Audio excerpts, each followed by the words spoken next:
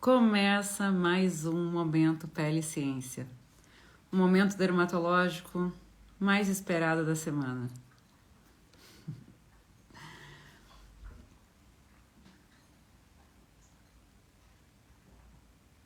Boa noite. Então, pessoal, enquanto vocês vão entrando, quem está entrando, hoje eu vou pedir um imenso favor.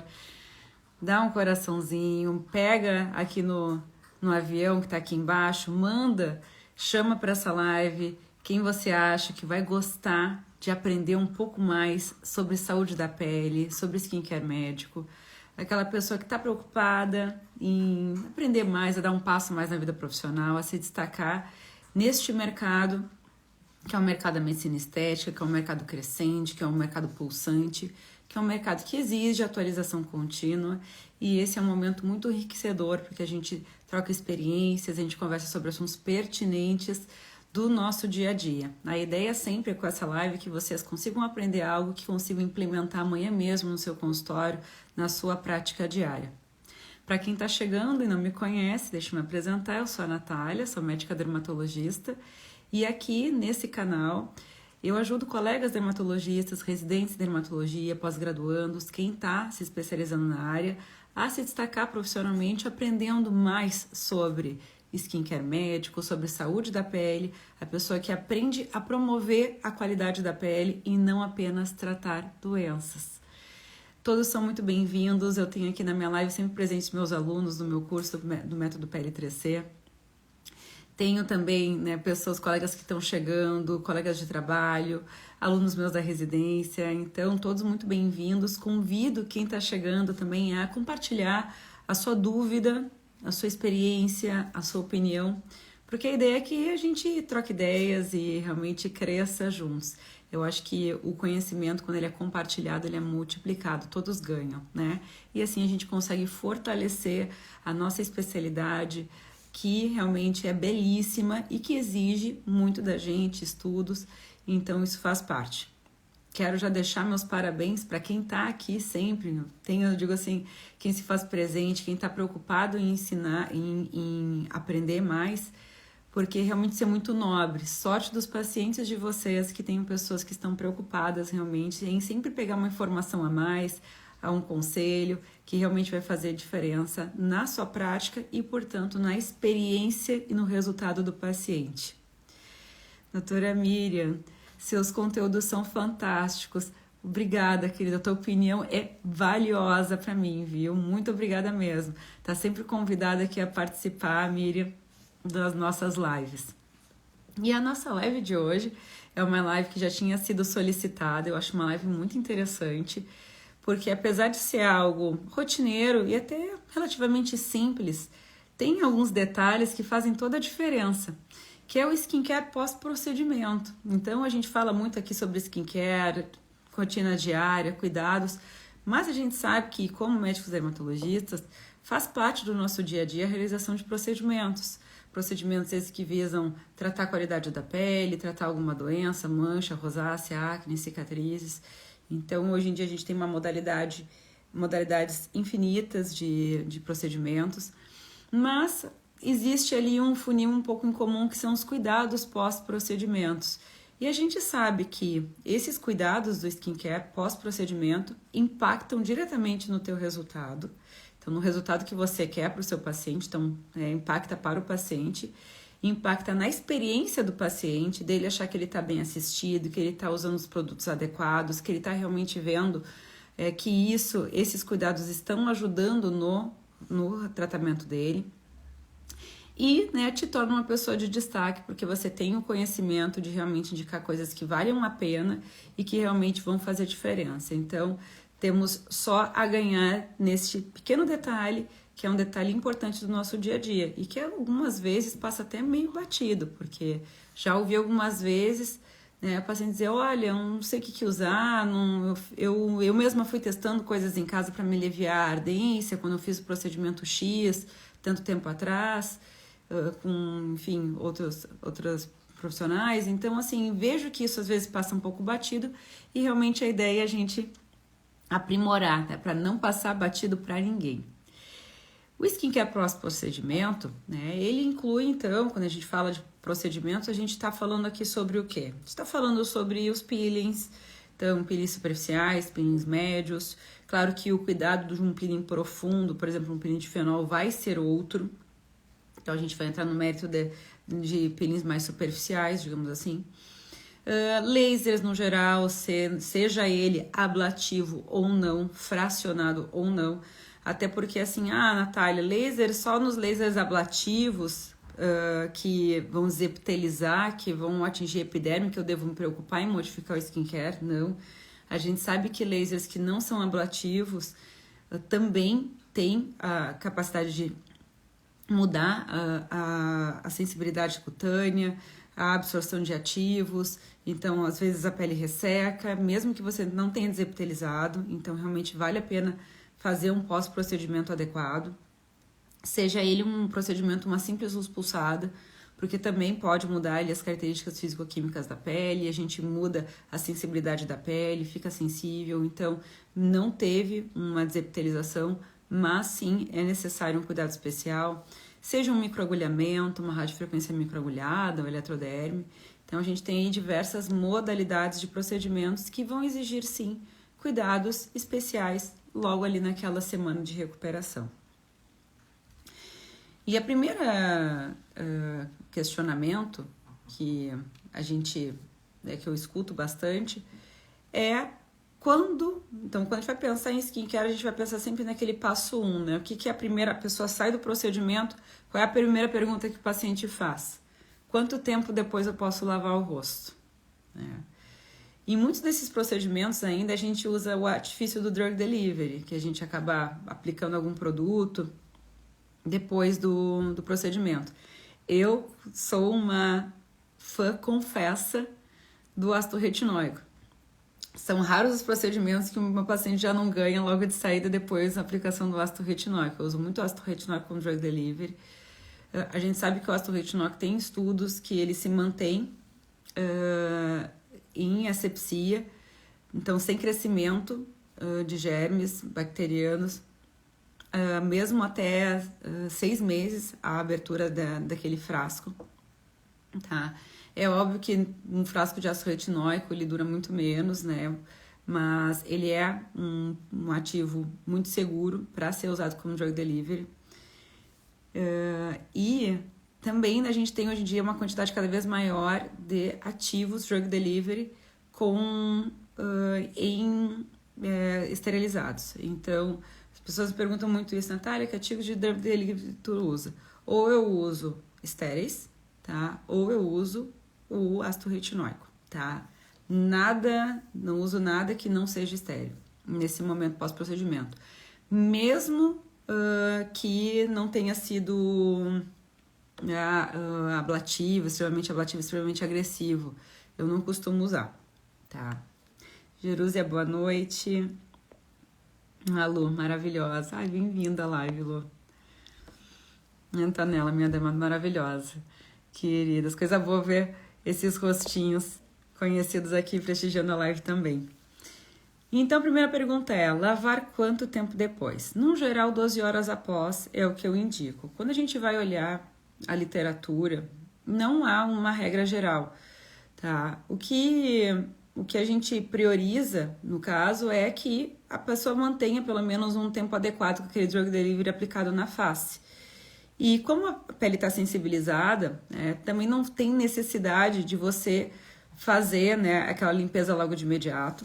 E também a gente sabe que quando a gente faz um tratamento com antisepsia adequada, então, fez antisepsia lá com uso de clorexidine, antes do procedimento, a gente sabe que a gente vai manter essa área limpa, degermada por bastante tempo, então não tem necessidade de uma limpeza logo de imediato. Felipe, uma querida, ai querido, obrigada. Bem-vindo, Felipe, à nossa live. E, então, 12 horas após é um tempo bem adequado. Se o paciente fez o procedimento à noite, no dia seguinte, então é recomendada a lavagem pela manhã. Se o paciente fez pela manhã, no final do dia, antes do horário de dormir. E aí a limpeza, qual é a prioridade da limpeza? Uma dúvida comum é também, Essa limpeza é feita só com água ou com algum produto de limpeza? O que seria o mais adequado? O mais adequado é que se use sim um produto de limpeza, tá? A água por si só, ela não tem a capacidade de suspender as sujeiras, as sujidades que foram acumulando na pele ao longo daquele tempo, a gordura, então não tem a capacidade de saponificação. Então, por essa razão, sim, é preferível usar um sabonete, mas aí no caso Sindet, do que limpar simplesmente com água, tá? Então a gente deve orientar para o nosso paciente, olha, o ideal é que você use um limpante sim. E esse limpante ele deve ser Sindet, porque os limpantes Sindet eles têm a capacidade de fazer a suspensão dessas sujeiras, de fazer uma limpeza eficaz, sem agredir a pele e dentro do pH fisiológico.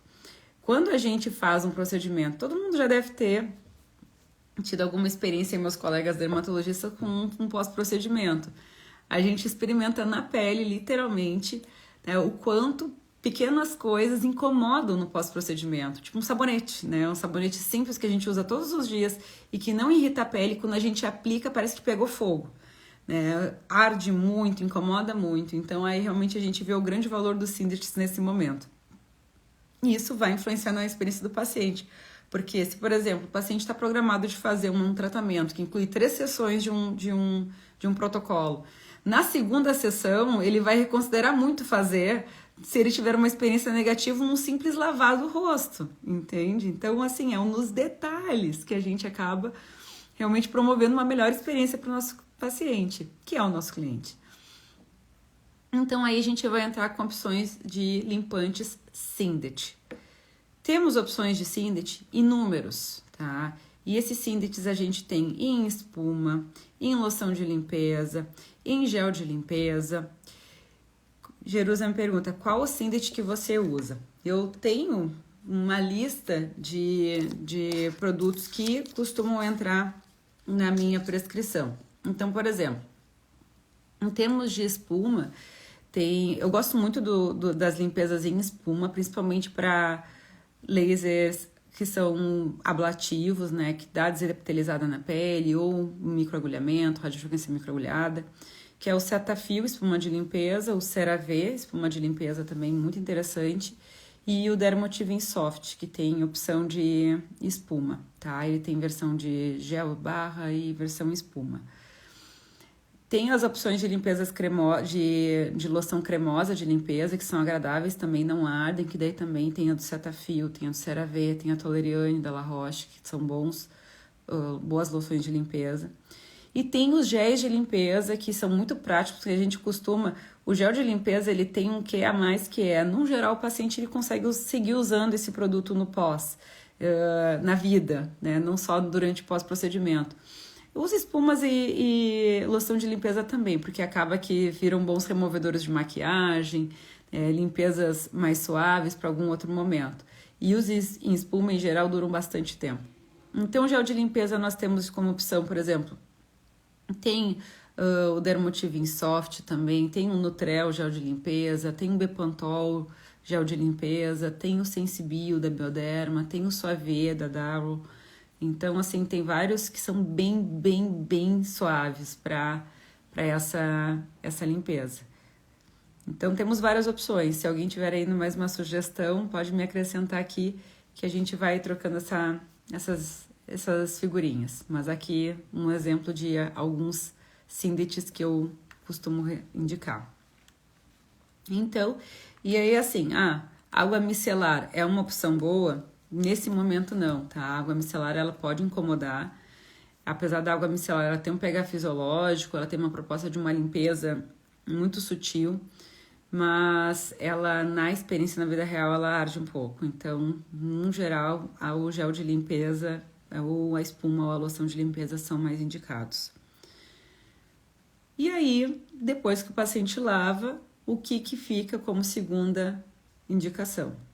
Se o paciente já experimentar uma sensação de ressecamento, de repuxamento da pele ou descamação, já é interessante usar um creme reparador, né? Então, um creme que ajuda a reparar a barreira cutânea.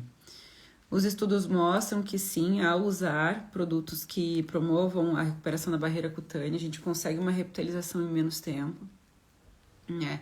Além de promover uma melhor experiência para o paciente em termos de sintoma pós-procedimento, de ressecamento, repuxamento.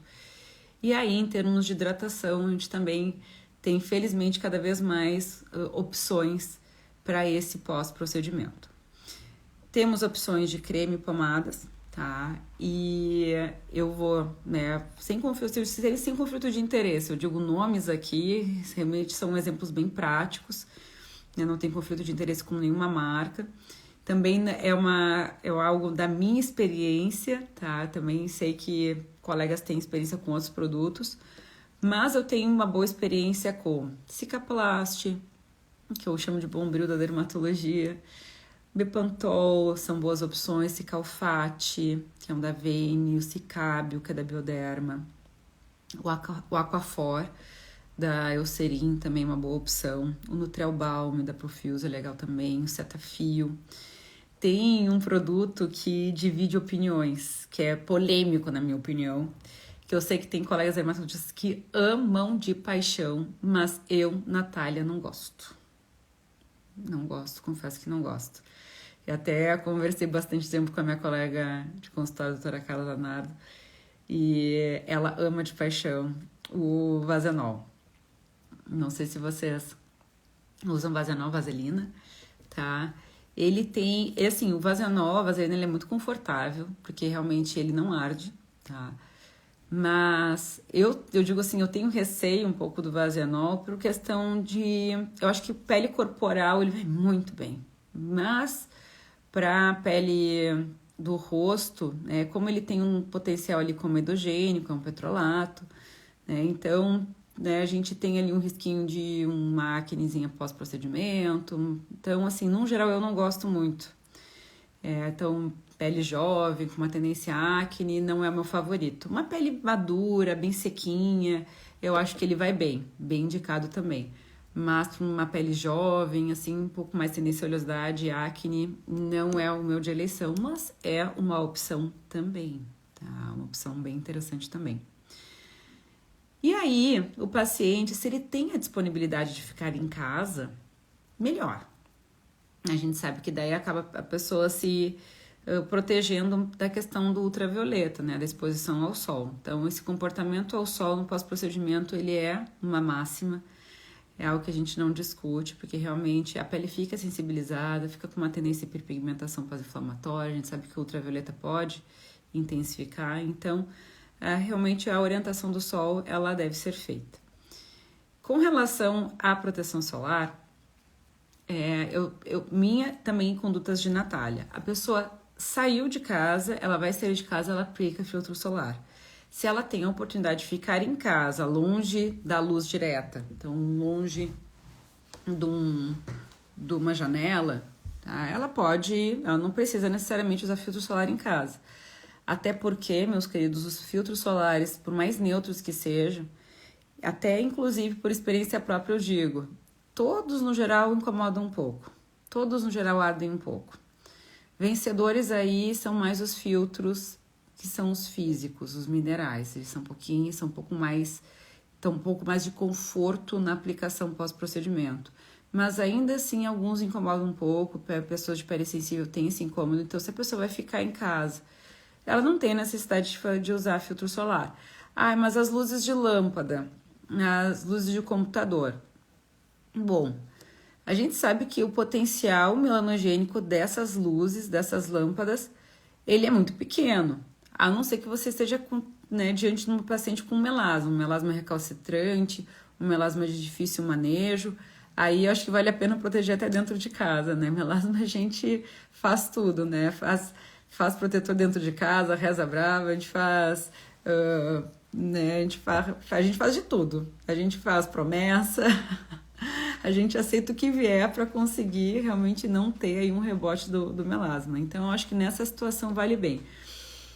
Mas, no geral, paciente que vai tratar um fotodano, vai tratar uma cicatriz, uma rosácea, enfim, no geral, né, ou simplesmente melhorar a qualidade da pele, No geral, dentro de casa, não recomendo eu usar filtro solar. Vai sair de casa, sim, vai usar filtro solar.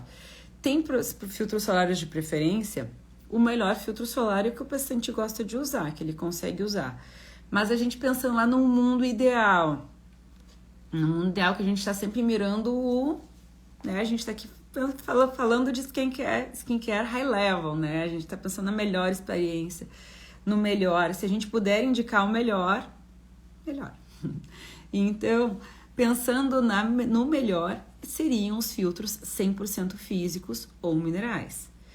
Já conversamos inúmeras vezes sobre esse tipo de filtro solar, temos várias opções, felizmente uma crescente também. Até essa semana fui apresentada para um novo filtro solar mineral, fiquei muito feliz que está vindo cada vez mais opções de filtros solares minerais, 100% minerais.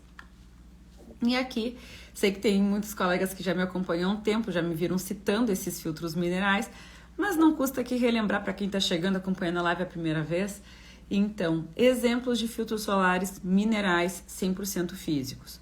Bioderma Cover Touch, tá? É uma opção. Na verdade, o Bioderma ele tem dois tipos de filtros solares minerais. Um que se chama Bioderma Cover Touch, que ele é um pouco mais pastoso, um pouco mais consistente, e tem um Nude Touch, que é um pouco mais aquoso, ambos 100% físicos. Tem o Mineral Color da Dermage, tá? Que ele é bem interessante, a cosmética desse produto, inclusive se o paciente gostar da cosmética dos produtos, ele pode permanecer inclusive com esse filtro solar depois, como rotina. Tem o Mineral Mousse da Adicus, também um filtro 100% mineral, muito interessante. Tem cartela de cores. O da semana que eu fui apresentada, que eu fiquei muito feliz, Mantecorp fez agora o Epsol mineral, então bem legal, fiquei bem feliz também de conhecer essa nova opção de produto, acaba tornando o mercado, né, mais florido para a gente poder escolher.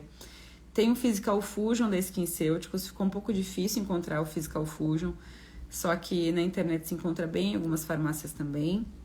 E tem o Soleil Easy Mineral da Adatina, também um filtro solar muito legal. A Adatina é uma marca italiana que tem uma cosmética super agradável, então é uma outra opção de filtro mineral para o pós-procedimento.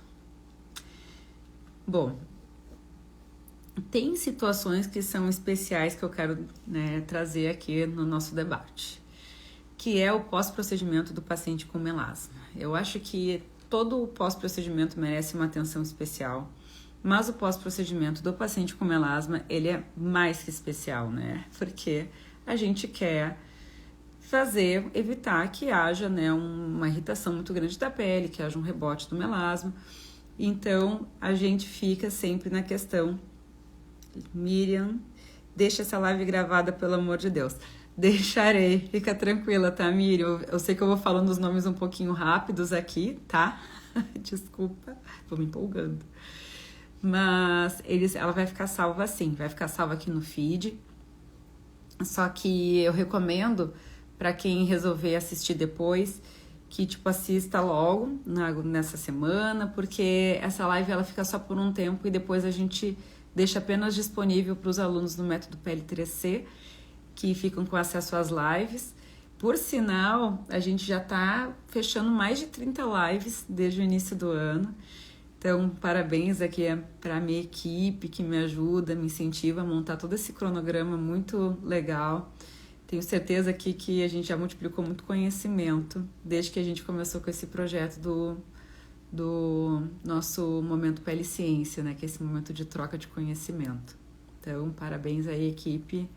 A gente está conseguindo fazer algo bem legal aqui. Jerusa, o Epsol tem FPS só 30, pelo menos foi o que eu vi. Sim, ele é um FPS baixinho. É só o que a gente tem disponível por enquanto. Mas já é um começo, né? A gente já tá com pouca opção. Olha, assim, experimentei a cosmética, bem agradável, tá? Bem legal. Até assim, por sinal, todos esses filtros solares minerais, tem uma cosmética muito boa, tá? E apesar de ser mineral, a gente fica assim, os filtros minerais antigamente eram tão pesados, tão densos, tão difíceis de uso diário. Hoje em dia, as tecnologias das empresas estão cada vez melhores. Eu tiro o chapéu. Muito bons mesmo. E voltando à nossa filosofia do melasma, né? Ser ou não ser, vamos lá. Melasma. Fica sempre a recomendação de, além da limpeza adequada, além do creme reparador, né, a gente usar um corticoide, tá? Eu priorizo sempre o uso do corticoide pós-procedimento no melasma. O uso do corticoide tópico pós-procedimento não vai atrapalhar a neocolagênese, tá? E você vai ter uma segurança, um controle melhor daquele processo super inflamatório, por exemplo, depois de um laser ablativo, tá? Sem aí esse risco, né? Pelo menos controlando, não reduzindo 100%, mas controlando um pouco mais a questão do rebote, da hipercomia pós-inflamatória. Então, se você desconfia, né, que o paciente possa ter um melasma subclínico, que o paciente tem uma tendência à hiperpigmentação pós-inflamatória, um paciente que já está tratando hiperpigmentação pós-inflamatória, que agora já não é nem pós-inflamatória, né, hiperpigmentação inflamatória, da acne. Então, já é uma pessoa que tem uma tendência a manchar, olha, minha sugestão é usar corticoide. Qual corticoide? Alta potência. Alta potência. Aqui, tá? Eu vou abrir um parênteses dizendo que não existem estudos dizendo se é melhor usar de baixa, média, alta ou muito alta potência, enfim. Mas eu uso de alta potência. Aqui, sem conflito de interesses, clobetasol. Então, sou fã de clobetasol, vindo uma escola de dermatologia, de professores fãs de clobetasol, aderi isso para minha vida e sempre funcionou muito bem. Então, clobetasol entra no meu pós-procedimento do paciente com melasma. Pode ser um peeling, né, um peeling um pouquinho mais profundo, um peeling superficial, um peeling ali superficial para médio, um Gessner com ácido retinóico, tá? Um peeling combinado ali superficial, vai receber clobetasol nos dias seguintes. Não reduz o resultado e a gente tem um controle da hiperpigmentação com certeza. Inclusive, né, lembrando que o corticoide ele é um controlador da hiperpigmentação, inclusive se você usar por muito longo prazo, a gente pode ter o efeito de hipocromia. Então, acho bem interessante. Uma outra, quantos dias você usa? Geralmente 5 a 7 dias. Quando é um procedimento mais leve, num geral 5 dias. Por exemplo, mais leve, vou dar um exemplo, um peeling combinado, um peeling de ácido retinóico com Gessner. Agora, quando é um laser fracionado, e eu faço laser fracionado para melasma, tá? Não tenho medo. Mas um laser fracionado eu vou deixar mais tempo, 7 até 10 dias, tá? Eu geralmente acompanho o paciente, peço para mandar foto, então se eu achar que ele ainda tá ali com algum processo mais inflamatório, reptilizando ainda, prolonga um pouco mais, tá? E assim, o bom é que o clobetasol já vai funcionar como um hidratante também, né? Já vai umectar a pele, já vai dar uma experiência interessante para o paciente também. Uma outra ferramenta que eu acho interessante comentar no pós-procedimento é a água termal. Muitas coisas do dia a dia ardem, então menos é mais no pós-procedimento.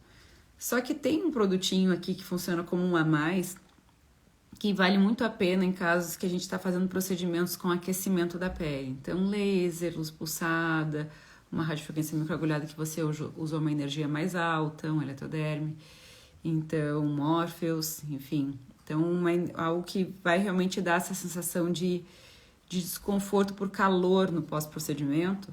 A água termal é uma ferramenta muito interessante. E a água termal, quando você deixa, por exemplo, orienta o paciente a deixar na geladeira, que aí ele vai ali na geladeira, aquela água termal fica geladinha e realmente dá uma sensação de refrescância espetacular.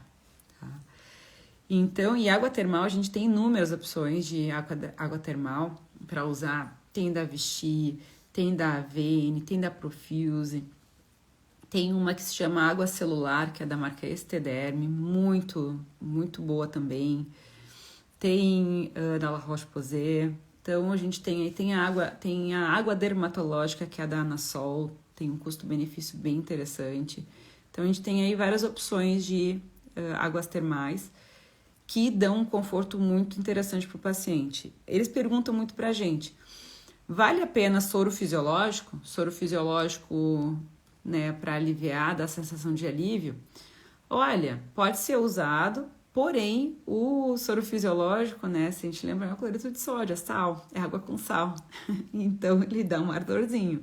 Não é muito confortável, por mais que a gente pense, soro fisiológico, né, pH bom, né, mas ele é o cloreto de sódio, então quem já experimentou usar ele no pós-procedimento, ele dá um ardor. Então, melhor entre soro fisiológico e água termal, uma água termal. Se o paciente vai fazer uso por poucos dias, só no pós-procedimento, tem as opções dos frasquinhos pequenos, tá? E depois ele consegue aproveitar também em outras situações. Então, água termal é interessante. Ádicos, você gosta? Gosto muito. Eu acho que tem uma linha de dermocosméticos muito interessante, com muita tecnologia, sensoriais agradáveis, uma marca de muita confiança. Gosto bastante. E aí, pessoal, uma outra ponto que eu queria trazer para discutir no nosso pós-procedimento, que a gente não deve esquecer, que vale muito a lembrança, é a questão da profilaxia contra o herpes. Então, profilaxia herpética, a gente deve lembrar, não deve esquecer nunca, tá?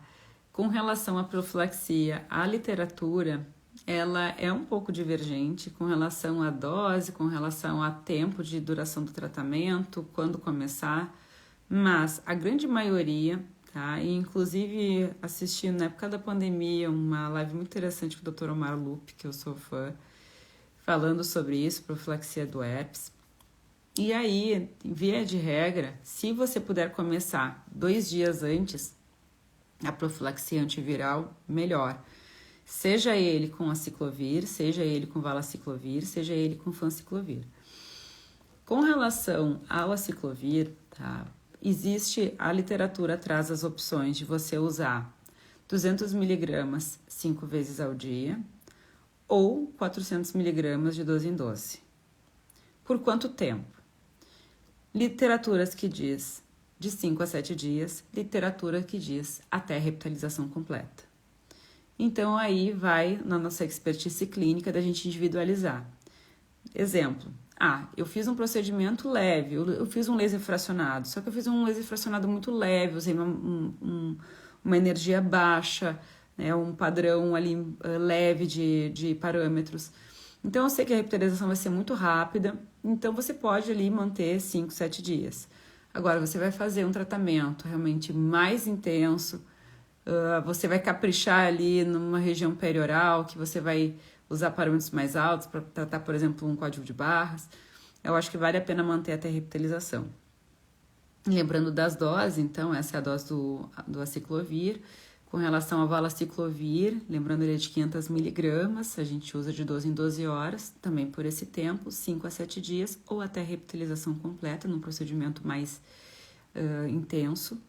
E quando a gente vai falar do fanciclovir, o Penvir, a dose que se usa é 250 miligramas, 2 vezes ao dia, de 12 em 12 horas, pelo mesmo período. O fanciclovir, ele tem, né, o comprimido de 250 miligramas, ele tem o comprimido de 125, tá? É só lembrar que se for de 125, o paciente toma 2. Então, a profilaxia deve ser lembrada porque a gente pode colocar o nosso procedimento por água abaixo se o paciente tiver uma crise de herpes no pós-procedimento. Ele realmente acontece. Assim, eu já tive caso de herpes em paciente que nunca teve herpes na vida. Nunca, assim, jurou de pé junto. Eu disse, como é que pode? Nunca teve herpes. Então, assim, às vezes quando você vai fazer um laser muito forte, intenso, mesmo que o paciente não tenha histórico, eu acho que vale a pena considerar a profilaxia herpética, certo? Porque eu já tive um caso, assim, de acordo com o paciente, não ter tido nunca história de herpes, eu ter um herpes no pós-procedimento, né? E aí fica crosta, realmente ele não é um herpes que acomete só a região próxima ao lábio, ele se estende, ele faz, né? É realmente um herpes bem feio, e aí pode deixar cicatrizes, então realmente vale a pena a gente ter essa lembrança bem amarrada aí na nossa prática. Doutora Miriam, anotação perfeita, parabéns pelo conteúdo. Que bom, querida, obrigada. Mari, gratidão, nunca soube disso, sempre meticulosa, extremamente profissional, parabéns, obrigada, Mari, que bom te ter aqui. E Então é isso, que diz assim, realmente. E se o paciente, porventura, queixar, né? Não fiz a profilaxia, o paciente não tinha histórico e o procedimento é leve, que às vezes a gente tem até surpresas, né? Então, lasers não ablativos, então não espere desepitelizar, só procedimentos que causem desepitelização, que peguem a epiderme, que a gente vai ter risco de uma ativação do herpes. A gente sabe que laser que não desepiteliza, né? Um laser que ele que ele vai só causar um aquecimento dérmico, por exemplo, fotona, né? Ele não é ablativo. Então, ele tem ponteiras não ablativas e já também tive paciente que teve herpes pós-procedimento. Então, assim, vale a pena lembrar que não precisa desepitelizar. Se você já alcançou para camadas mais profundas, vale a pena fazer profilaxia, certo? E se o paciente queixar logo no imediato, esqueci, deixou passar, começa o quanto antes, que a gente faz um controle e aí corre menos risco de deixar marcas, cicatrizes, etc. Certo? Bom, pessoal, passei aqui no meu script, eu acho que dos pontos altos importantes que eu lembrava de debater com vocês estão amarrados.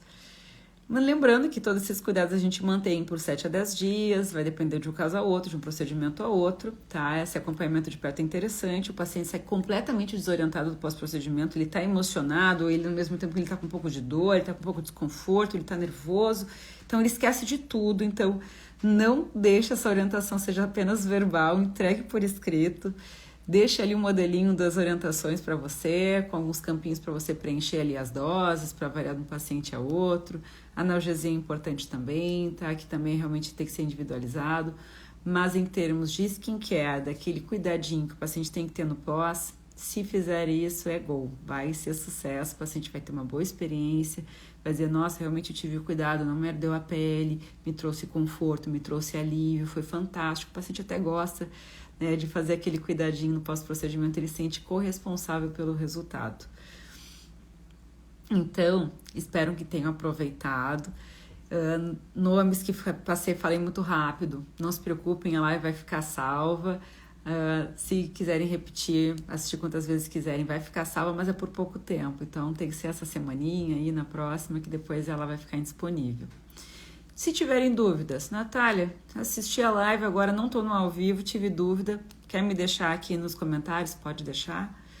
Querem deixar no direct, tá um pouco mais tímido? Pode deixar no direct, que também eu vou ter maior prazer em responder e isso pode virar também dúvida para outros colegas também, tá?